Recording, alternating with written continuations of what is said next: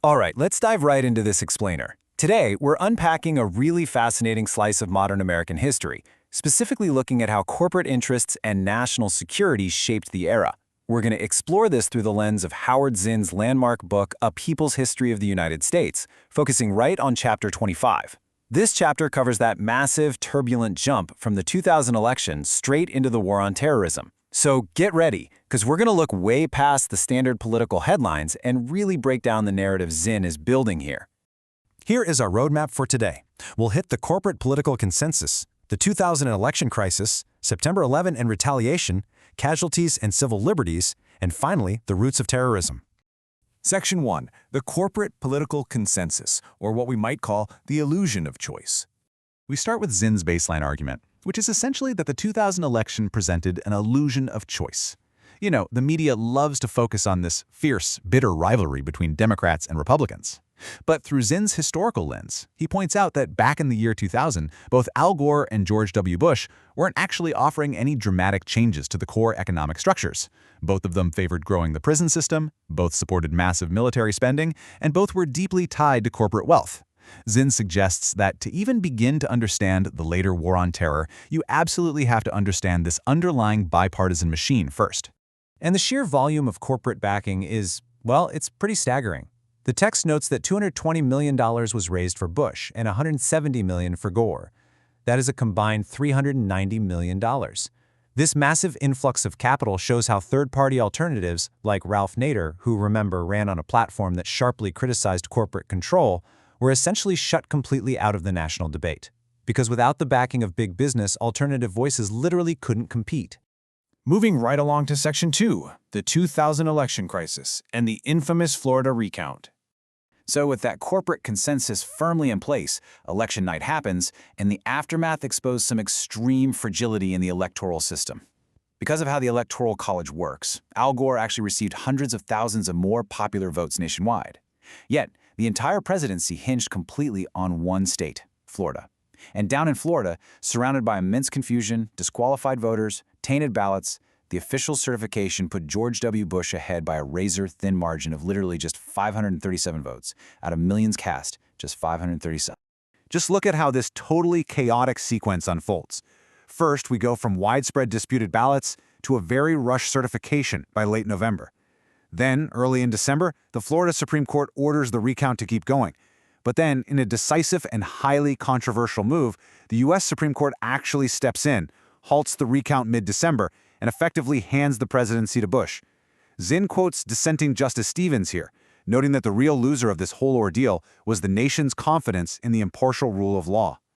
Section 3. September 11 and retaliation, leading into the war on terrorism.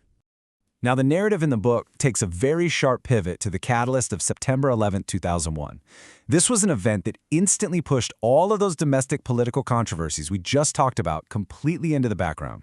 The text details how just 19 hijackers delivered a devastating, completely unprecedented blow against the ultimate symbols of American wealth and military power. It was a cataclysmic shock to a superpower that had, up until that point, pretty much considered itself invulnerable on its own soil. Following the attacks, President Bush made the sweeping declaration that the U.S. would make no distinction between terrorists and countries that harbor them. And following that, Congress almost unanimously granted him the power to wage war without an actual constitutional declaration. In fact, only a single representative, Barbara Lee, dissented. This sentiment essentially became a blank check. Bush immediately ordered the bombing of Afghanistan. But the source text questions the logic of this retaliation.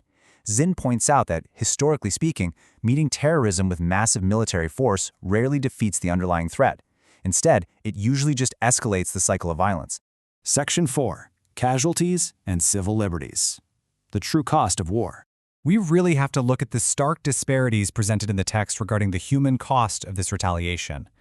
Zinn contrasts the military's claims of precision bombing with the grim reality on the ground. While the Pentagon labeled civilian deaths as accidents, human rights organizations at the time estimated that anywhere between 1,000 and 4,000 innocent Afghan civilians were killed by American bombs. Yet, the extent of this massive human catastrophe was heavily shielded from the American public, and the text highlights the mainstream media's compliance in this. For example, it quotes CNN head Walter Isaacson instructing his staff to downplay Afghan civilian casualties, famously calling it perverse to focus too much on them. Zinn argues that the media actively fostered an atmosphere of wartime jingoism, basically surrendering its critical independence so they could line up behind the president. Meanwhile, back at home, the war on terrorism led directly to the USA Patriot Act, which the text argues drastically eroded civil liberties. The Department of Justice was suddenly granted these unprecedented powers to just bypass procedural rights in the Constitution. They could detain non-citizens on suspicion, hold individuals without charges, and the Secretary of State could arbitrarily designate groups as terrorist. In this atmosphere, merely expressing criticism of the government's policies became dangerous. It was effectively militarizing American society from the inside out. Which brings us to our final section, Section 5, The Roots of Terrorism, Understanding the Cause. So it begs the question, what actually motivates such extreme violence against the United States? Pushing way past the mainstream rhetoric, Zinn brings in this really profound quote from Robert Bowman. He's a former U.S. Air Force pilot, and he suggests that terrorism is actually deeply rooted in grievances against American corporate and military expansion. The text lists some very specific historical grievances here.